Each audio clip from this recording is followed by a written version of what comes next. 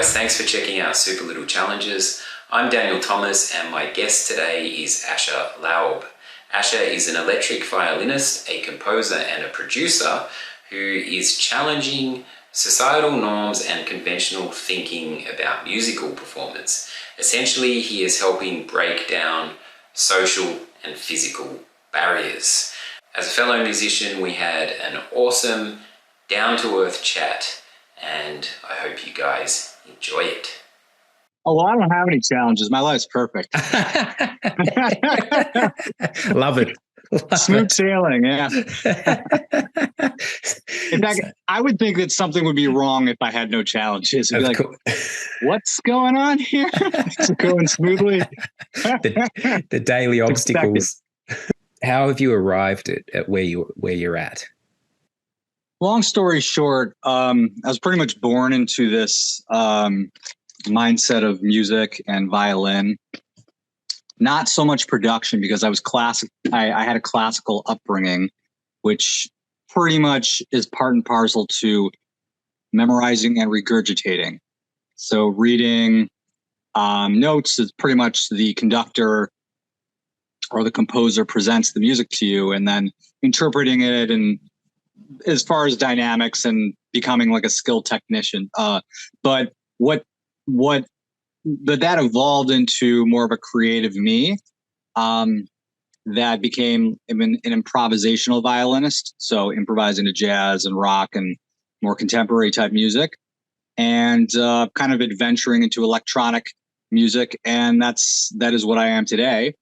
A live performer, composer, producer, and collaborator. So that's the general idea of the evolution of Asher Laub. I became a professional musician as I moved into university, and I was looking for ways to pay the bills. As I earned my degrees, and music pretty much found me, and I was able to just get paid playing gigs in the city. It sort of went from there. Yeah, so the violin found you specifically as well. Were you always drawn to that particular instrument? Well, it's kind of like a hearsay situation. My mother claims that I chose it. I don't know. I don't have any videos of me at the age of 2.5, but I was using a margarine box with rubber bands serving as strings, and that was pretty much all I could access with tiny fingers at that age. But she said that I looked up to my brother, who was 6 years older than me. Oh, still is, playing concertos, and that inspired me to want to play it at an early age. It's possible. I don't remember exactly. I do remember the lessons at age 3. Wow, that's very young to be getting into that type of. Too young.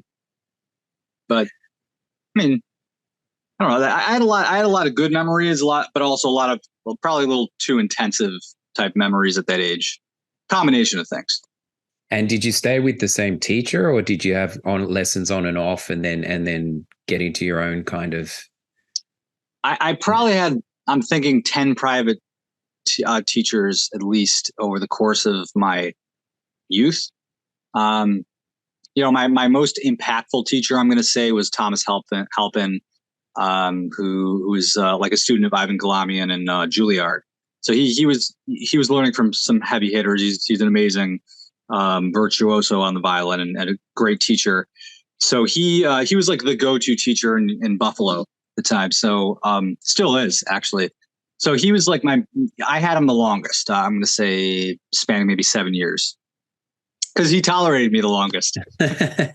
Yeah, the teacher-student relationship is a unique one, that's for sure. It takes a lot of patience for the teacher, and for the student takes a lot of focus. And I don't know how focused I was. Somewhat. When it came to like competitions, I was definitely more focused. I had my ups and downs in terms of like concentrating on the concertos. And then when did you transition into a more call it amplify? Like, were you always experimenting with amplified violin, or did that come later?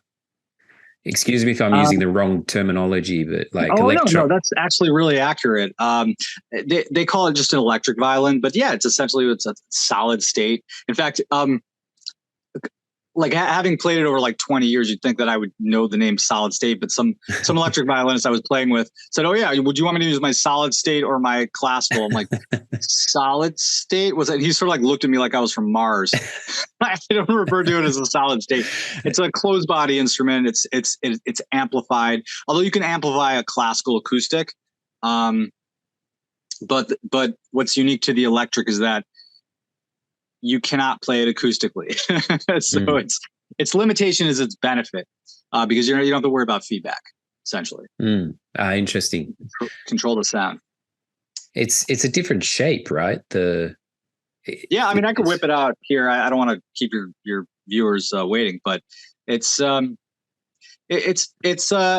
vary in shape, whereas the acoustics are, they're pretty much uniform for the most part. With some variation, but the electrics, some of them they just have like a slim body. Mine has like a glass sort of structure, lights up, so a little more contemporary. Is that a custom thing you've done to it, or? I have done custom things. That is actually through a specific company, but I do need to get a custom look for a stage very soon. I'm struggling with the weight of it. It's just kind of okay. I have a TheraBand around my neck because it's so heavy. Yeah. What sort of call it daily habits or routines have you found beneficial through your like, have you found at certain stages you've almost hit a glass ceiling in terms of your progression, in terms of playing, and when you've kind of hit that point, how do you kind of freshen it up or try something new? Sorry, a glass ceiling as far as playing. Just have you found like you've had times when you felt like you're not progressing in terms of your skill level, and how have you addressed that? Yeah, to a certain extent now, actually, because I'm so focused on wearing so many different hats, it can be stressful at times because, I'm managing a collaboration. One very exciting one coming out this week, actually, the 8th. And I'm doing production over here.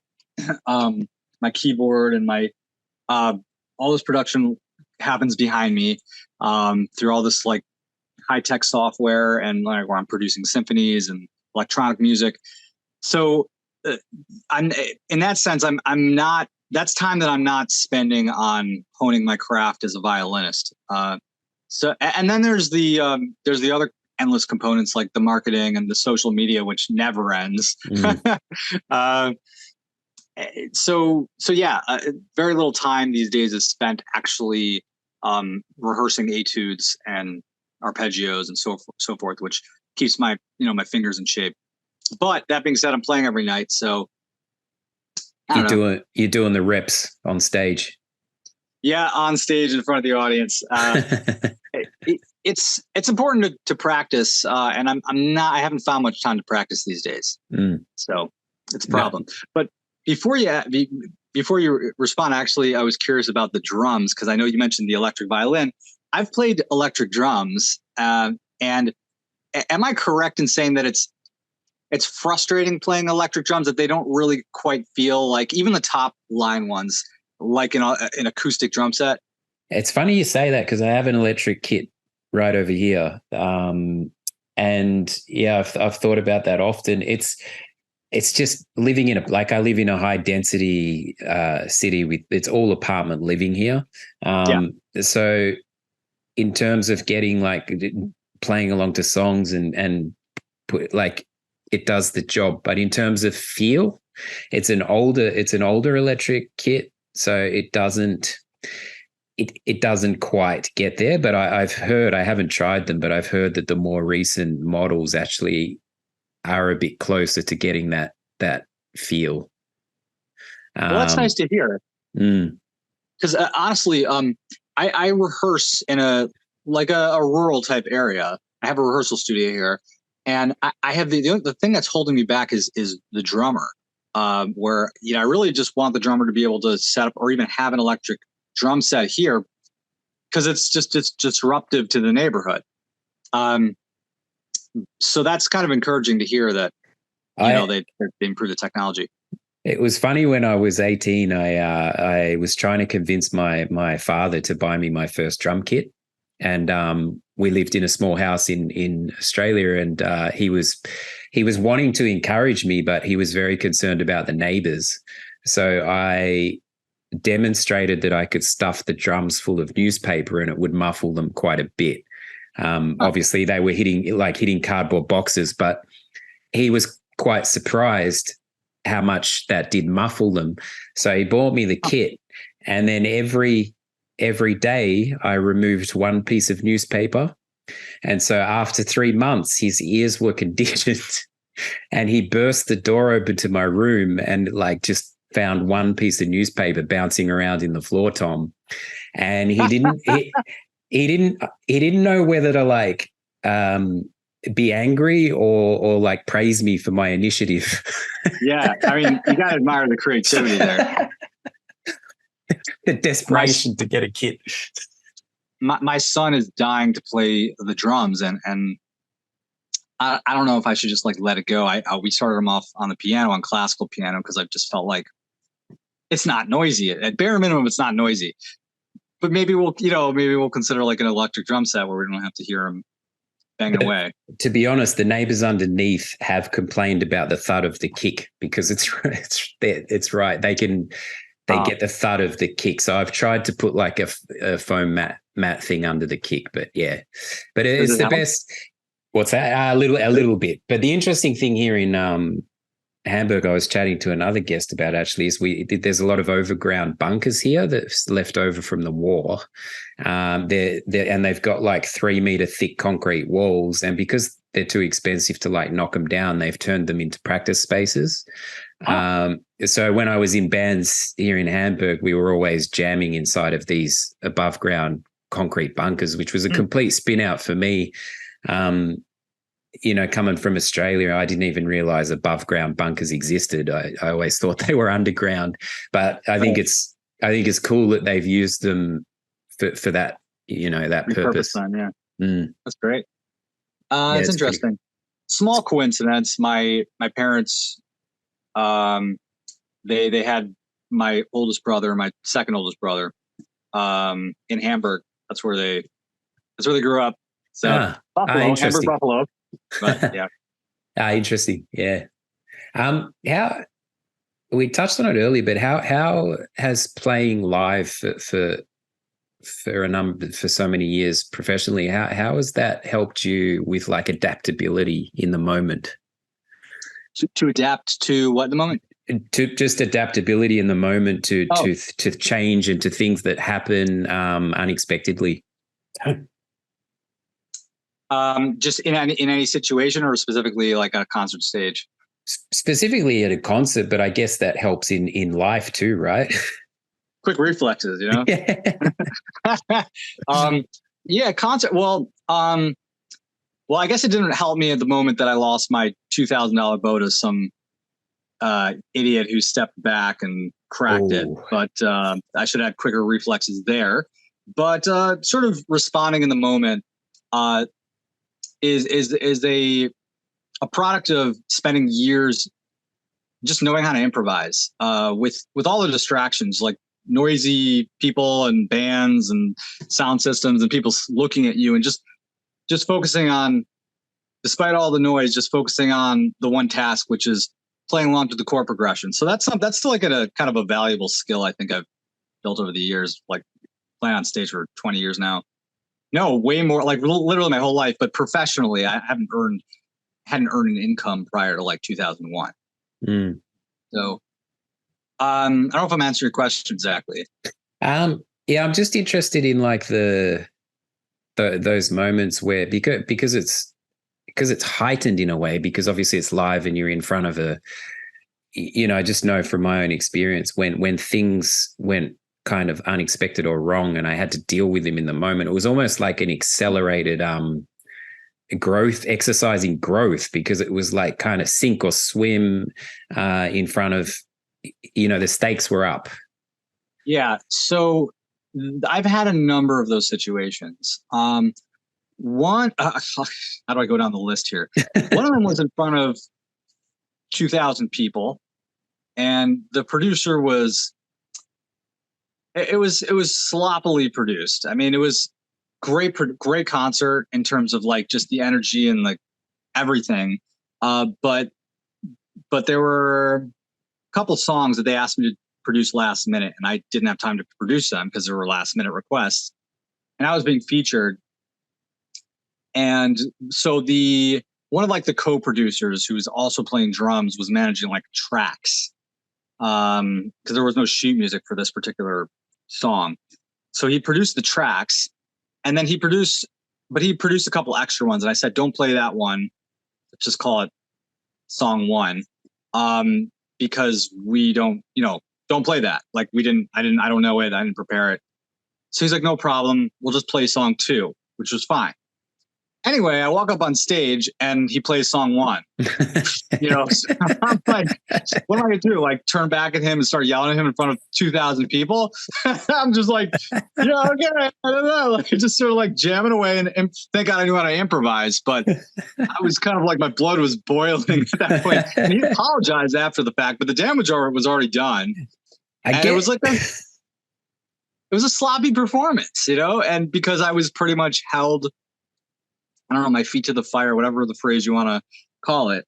So that was scenario 1, which I will never, ever forget. And I literally, this is why I try to micromanage. Like when I'm the leader, or when I'm the head performer, I make sure to have my own stuff, like whether it's the sheet music or the tracks. I can't rely. I don't feel like I can rely on other people. And that extends as far as like the studio, the sound guy. The sound guy could just be asleep at the wheel. I mean, I can't tell you how many high-end or even large performances the guy just is distracted or isn't paying attention or is like on their phone. Yeah, I see that you're nodding because you're like, yeah, been there, done that.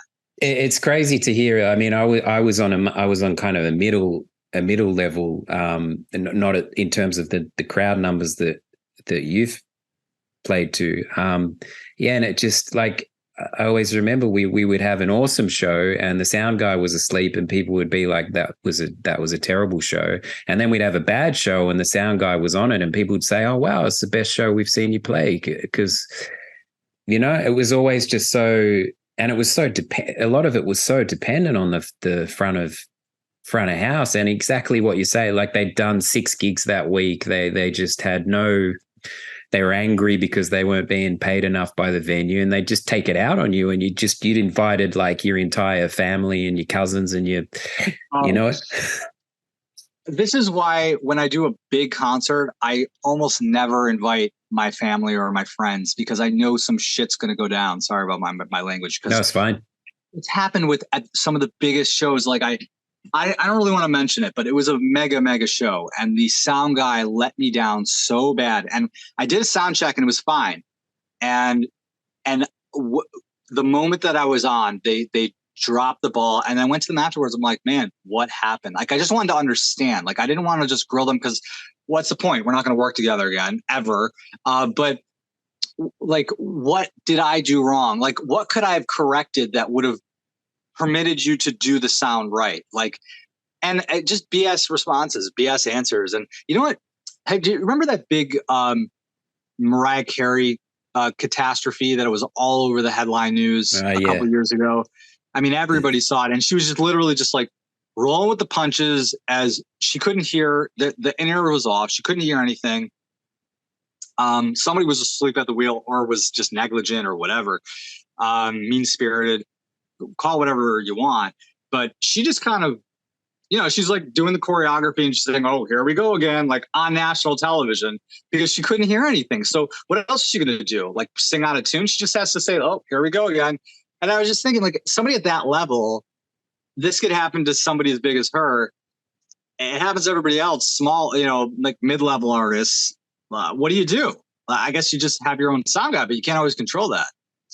So it's frustrating. It's a real variable. And it's so crucial. So it's just, it's kind of, it's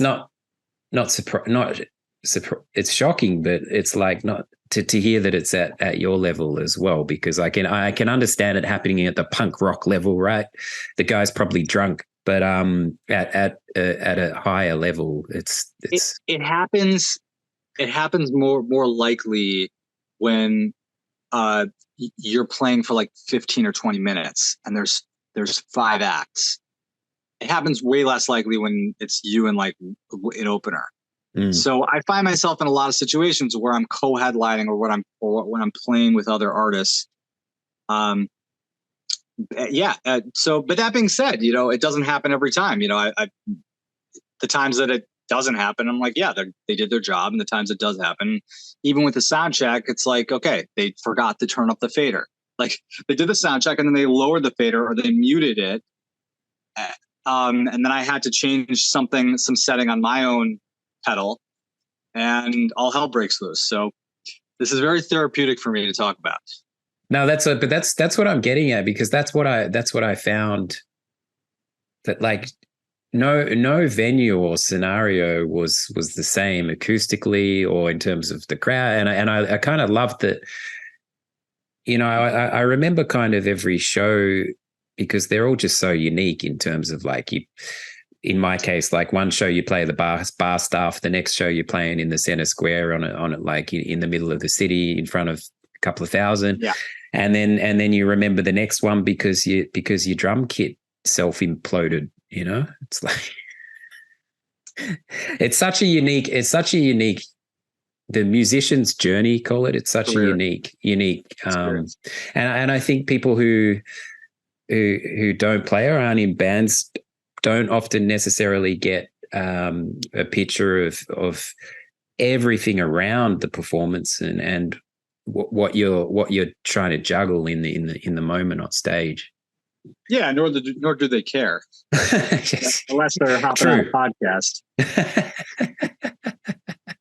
This is why I love podcasts, because there's like nuance. There's an interest in like engaging in the depth of like what's behind the scenes, the conversation, where social media is very superficial. Yeah, you can really get to the kind of nuts and bolts of things. And it's like I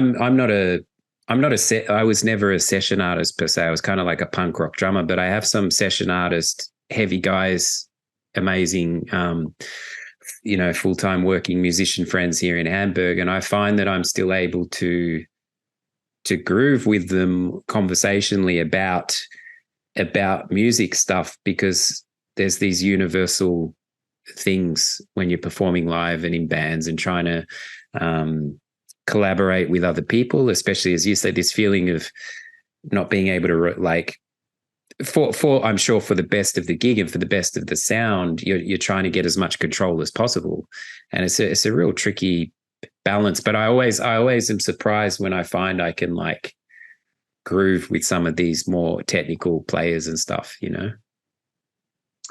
I mean, good musicians are good musicians regardless of genre.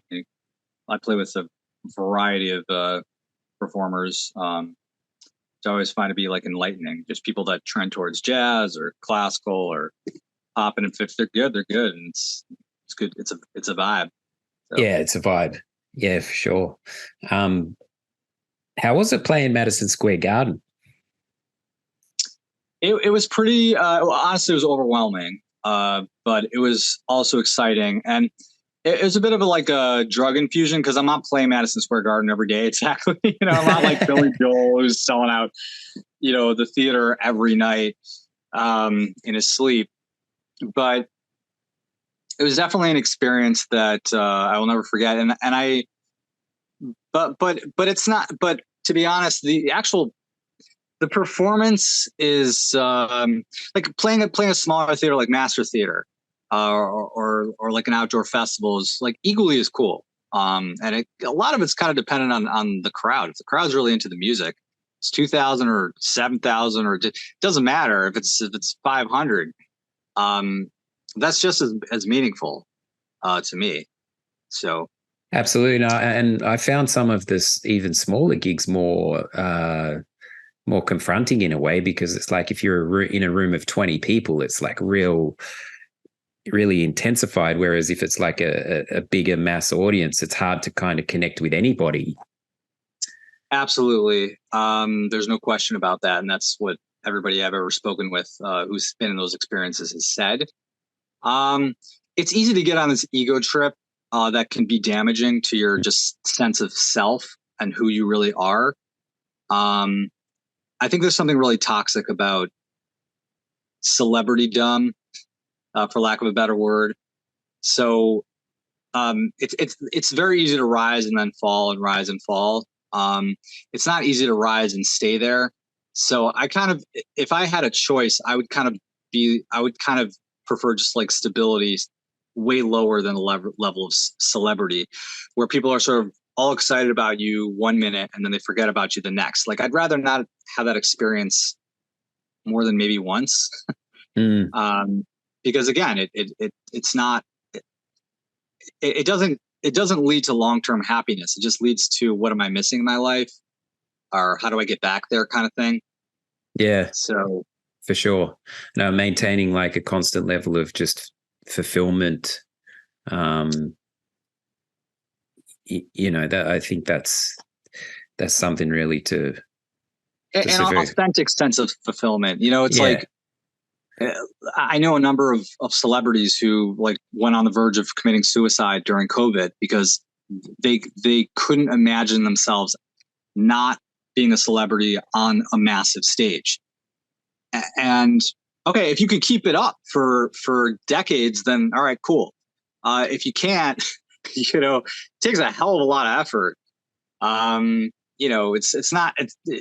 It's weird how we as human beings, like, we're drawn towards that being the ultimate experience. And anyway. For me personally, I mean, this is what brought me to Europe. When I was young, I had dreams of rock stardom and and I went to London to play shows for 2 years, and I ended up living in Germany with a family, which was so much more fulfilling than I mean, it was an amazing experience doing that for 2 years, but call it the outcome was not what I had not what I'd kind of was reaching for, like you say, but it was so much more important for my life, and the life that I've built here as a result of embarking on that it's nice journey. It's nice to talk to stable people like yourself. It's inspired. Like, the people I'm collaborating with, I kind of see as people I really respect because they've achieved the absolute heights of, like, really the dream life in terms of, like, touring and playing with some of the biggest artists and just earning the respect of fans and just having like an amazing management group, etc. But also like having a work-life balance and being normal people and not like driving themselves into the ground. So that's, so talking to people like you, it's sort of like in a similar genre, similar vein. It's good I almost feel like building like a network of stable musicians who they love, like, they want to have a life, like a normal, stable life. They respect having a family. But they also enjoy touring. It doesn't have to be like one or the other kind of thing, which is this narrative pushed by, I guess the labels, I guess the media, the movies.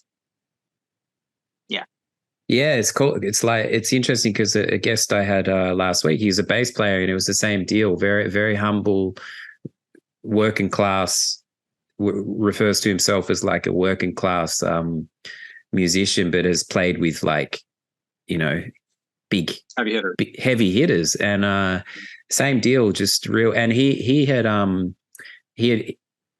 the benefit of working for a label early on before he pursued playing bass, and it was working in the label where he sort of was like, oh, I got to be careful of certain things, and that made him take a more kind of humble road, which is interesting.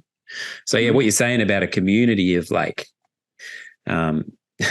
humble, finding that balance. I find it the same with filmmaking, like, you know, being able to find that balance of family, creative life.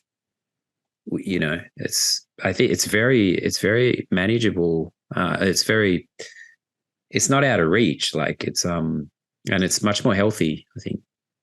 Yeah. I don't know why I'm keeping it such a secret. This August 8th release, or the collaborations that I'm, you know, that are involved with this single. I guess I was thinking, oh, maybe the song is released, but it's already like, it's going to launch next week. So Jeannie Luke is one of the artists I was referring to. Really awesome, normal, down to earth woman who's a really talented singer, performed with some of the biggest acts on the planet. And Johannes Grishacker also, like, they've all played major festivals and stadiums. And Lucas Sater, who's part of the who's part of this Miserlou release. He is the music the music producer for the Pentatonics. You know, most people have heard of. So, like, these are some big deal artists and just talented individuals who are like normal, nice, down to earth people, grounded in reality. And so I'd like to meet and interact with more people like that who are like, you know, they love the stage, they love the crowds, but they don't have their head in the cloud. Yeah. For sure. No, that's I collaborated with Porter Singer. Sorry to interrupt. Like a few months back on a release. And she's another example of like a, you know, really talented artist who's very well, you know, grounded reality. Anyway, back to you. So this release that's coming up next week, how long is that from that? How did that come about, and how long has it been since its conception?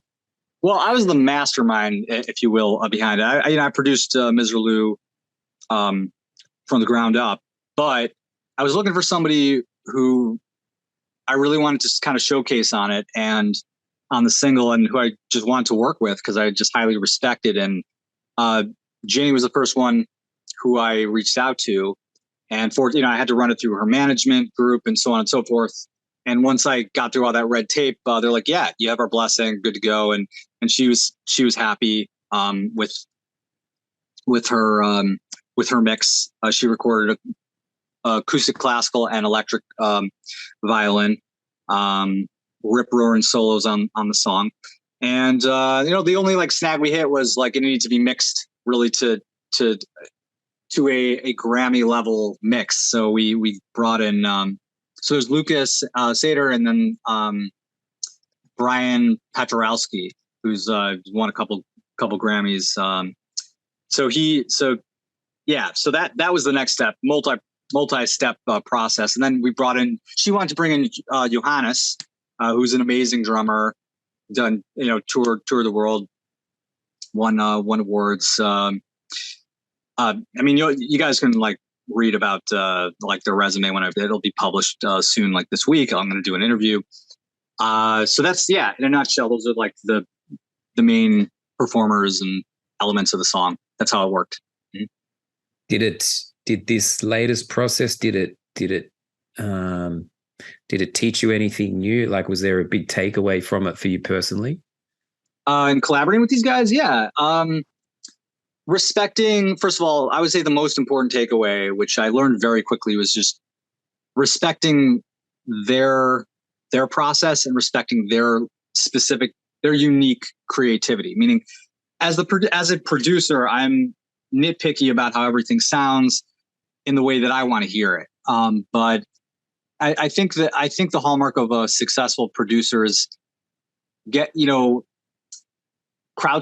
Is that the word? Or people sourcing? Just sourcing from other people's other other opinions. And I took a step back and I wanted a couple things changed in a specific way. And she wanted like a certain type of solo. And I just said, you know what, you're right. This is your project just as it is mine, split, 1/3, 3 ways.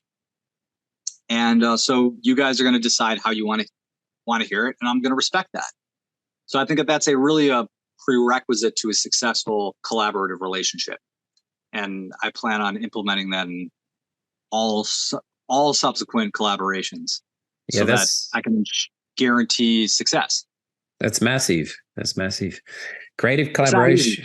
No, it's not easy. Creative collaborations in any form or medium, they're really tricky. Like you finding people that you groove the same tune. Like you said from the get-go, leaving egos at the door and what's best for this, what's best for the sound, what's best for the audience, what's best for how can the individual express themselves with their unique voice, Yeah, and bands are breaking up all the time over this kind of stuff, nitpicking stuff. And I understand it's stressful wearing multiple hats, having 5 members of a band, all of whom are contributing to the marketing and the performance elements of being a band, which is beyond insane. And then that naturally can lead to a breakup. So it's funny. I just back on the London thing. Like I've said this. I was saying this with the bass player last week, just how important nurturing band relationships is. And in London, at the end of our time, it was like we were pushing our manager, just give us more shows. And he was like, forget the shows. If you guys don't learn how to nurture this relationship, we've got nothing. And we were like, nah, just give us more shows. And then a month later, we broke up because we couldn't hold the relationship together. And that was 3 of us. And I've just noticed with some of the big pop acts who have been around for decades, they consistently have that relationship intact. It's a business, it's a corporate mindset. It's really no different than that when it comes to, people in the corporate in companies. They also have to be creative, obviously in a very different way. But they have to collaborate, and they have to. And I'm not saying that there aren't endless dysfunctional relationships at the corporate level, but in terms of that mentality, it exists also in a band mindset. For somebody venturing into being a full-time musician, what's some advice you have for those guys? We've kind of talked about it, but it's like, is there one, So I'll answer that, and then I'll add some more unsolicited advice because it's kind of nipping at me. I've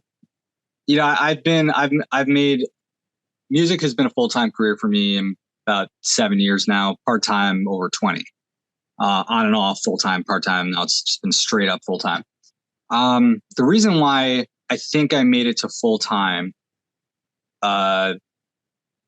successfully, albeit not easy, is that I built things more around, I depended on myself as opposed to on other people. So I made it in Laub project, and then I collaborated with other artists type of thing. That's kind of the easiest. Like if first of all, I happen to be a pretty agreeable person. I get along with people pretty easily, but I had a fear that, okay, I can't commit to a specific drummer or a keyboardist or whatever, because what if we invest all this time and then we disagree on a couple things, then the whole thing's going to fall apart, and that's going to be really stressful. So I was collaborating with dancers for a while. I was doing dancing violinist show. We were doing some awesome things, but it was a lot of work having to sub in dancers, that type of stuff. So I found that it's much easier in terms of success rate to just depend on yourself. That's number one. Essentially, sorry to cut you off, but essentially taking it into your own hands, right? Yeah. So if it fails, it's your fault, but also there's more motivation to have it succeed. My ultimate goal was and still is to have my set bandmates. But in really in the context of I'm responsible for everything and I pay them pretty much as employees, but as employees that I highly respect, that I, not like top down kind of relationship, as an equal relationship, but where, there isn't constant negotiations over the nitty gritty. It's just like, this is the song. It's the music I produced. Here's like how much I'm paying you kind of thing. And then bonuses for extra contributions. I think that honestly, that simplifies the relationship.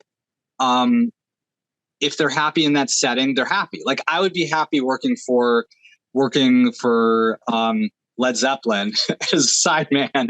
They pay me the flat salary, whatever, $2,000 a show. I don't have to do anything. I'll just rehearse with them. I go home to my family and that's it. If it were that simple. If you have like 5 bandmates, all of whom are investing in this, I just think that there's more to lose. There's more risk. I may be wrong. A lot of people, you're welcome to disagree with me. But that's just what's worked for me so far. Makes sense. But there was a number 2 to that point or no? I think I did like number 5. Now it's going all over the place there. No, to a couple of things just to bring it home. On the show, I like if guests, not to put you on the spot, but if they have a challenge for listeners, it can be anything really. Does anything spring to mind?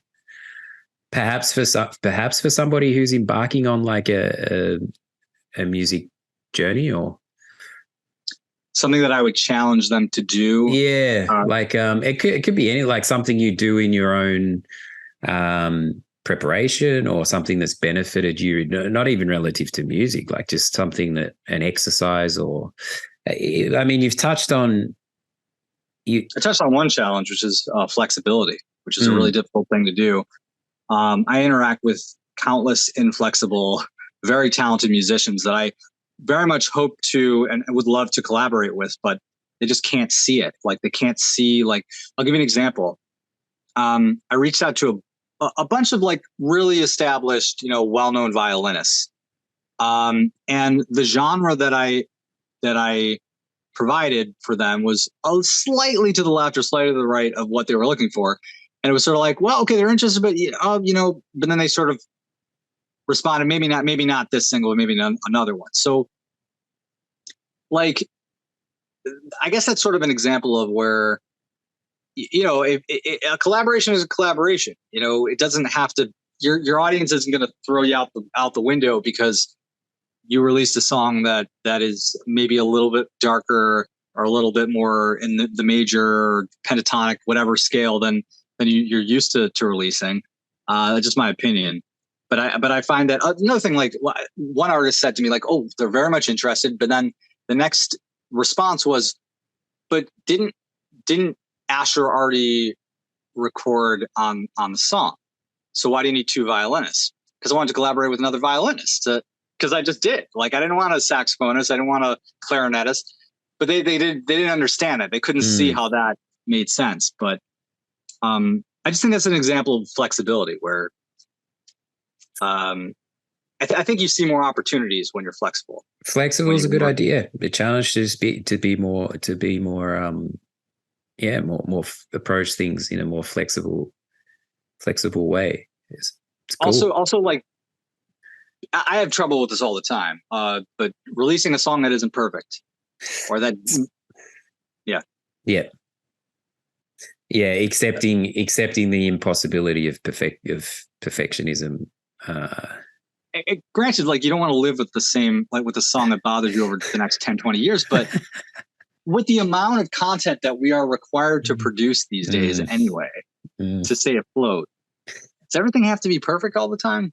It's been a challenge for me too. Like even with podcasting, when I first started, I would like edit everything. It was at the consistent rate to get these things out. It was just wasting so much time. But I was actually like, it's cool to just leave the kind of rawness of it. That's podcasts allow for that. But in many creative pursuits, I've got a lot better now at striving for quality, but also accepting that there's naturally going to be stuff that to accept. Well, speaking of that, I just want to say,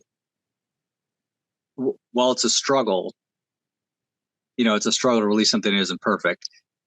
You just think about, okay, fine, I just released something that's imperfect.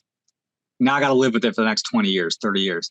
But the redeeming factor there is that people these days have such short attention spans. They're not even going to realize it, or they may, and they'll forget about it 2 minutes later.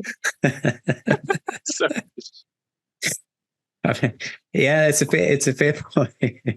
It's a fair point. The attention span it's crazy. It's really crazy.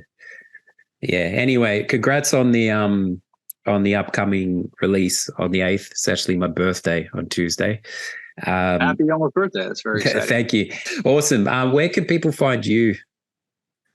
AsherLaub.com is my website.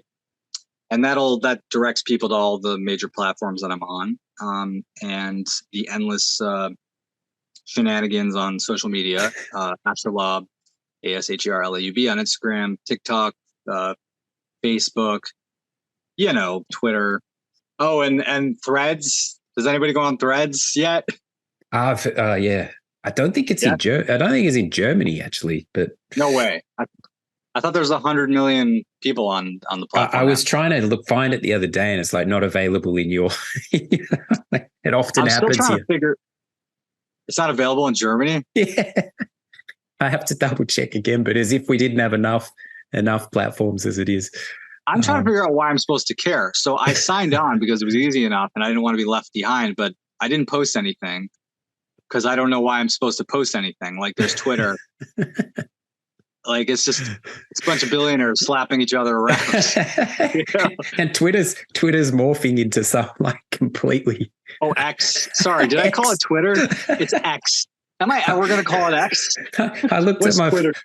There's normally the bird on my phone. I look and there's suddenly a black and white X. I'm like, all right, things are changing. I was looking for Twitter for 20 minutes and I realized it was X. That's the power they have. They can change what your icon looks like overnight. You realize that was just a rebranding, like damage control, marketing impact. It's the same reason why Facebook turned to Meta when the whistleblower came out. Shift, same game. Like pivot. Yeah.